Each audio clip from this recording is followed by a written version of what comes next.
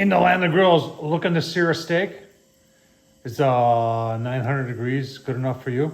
Yeah, it is for me. That's what we're going to talk about today. We're going to be doing a whole bunch of stuff today. We're going to be doing sous vide steak and then seared infrared on the guy board. This thing is 12 inches wide this way, 12 inches to the back, and it gets hot, hot, hot, over 1,000 degrees. As you can see, because I just fired it up 5 minutes ago, it will get that hot. And I put a little cast iron plate on there because I really don't understand why these manufacturers don't do cast iron.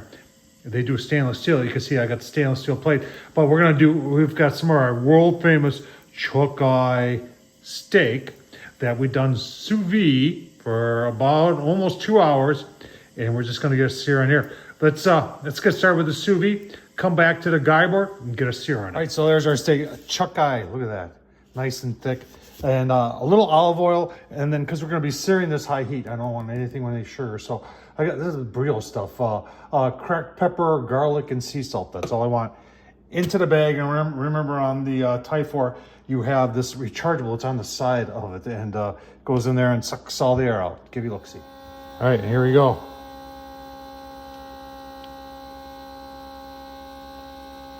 Doesn't look like it's doing anything. All right, here we go. You got to hold it down a little bit. Then it automatically shuts off when it's there. And then you put it right back in. This is magnetic, and it recharges. Now, someone's going to ask, can you use your regular vacuum seal? And of course you can. You just maybe want to get yourself a couple of these weights. That helps to weight it down. And what we're going to do is we're going to put those two on the bottom, and then the bath, they'll go. All right, and then in we go. Just like that. That's perfect right there. And then this thing takes you through step by step. I'm following one of the recipes on there for sous vide beef ribeye. These are, I know these are chuck eye, but it's the same concept. Or you can go into manual mode, and there's a whole bunch of other things. Look at the big screen on this thing. Is like I said, if you're looking for sous vide and you want to give somebody the perfect sous vide station, maybe you play with one of those little ones that you plug in, they're round, you put them in a bucket of water or something like that, and you want to take that next step. I mean, this is the next step right here. Press next, and it'll start the countdown, and away we go. Actually, I was a little ahead of it, so now it says start cooking. All right, now it says about an hour, 40 minutes. If it goes a little bit longer, it's okay. It won't hurt nothing. I've had it. I once got called back to work. I had this on. I forgot I left it on, and I was gone for like 2 hours. And I came back and said, "Yeah, my steak's probably ruined," and it was just fine. So it's not going to cook higher than 130 degrees. So you really don't have to worry about it. And another nice thing is you got the cover. This thing is nice and rectangular. This is just the setup is.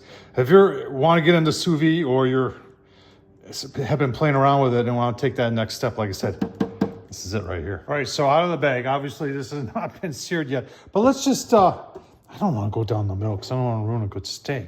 But let's just take a corner off here and see what it looks like. Remember, this is 130, and that's very nice. Well, we'll do a taste test. Oh, wow. Now, there's no sear on there, but mighty edible.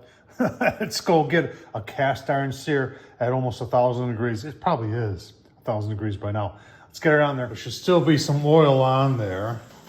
So let's just take this out of here. That is hot, hot, hot.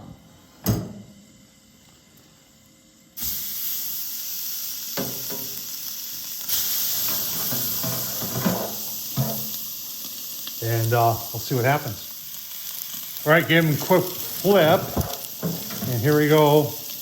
Right back in.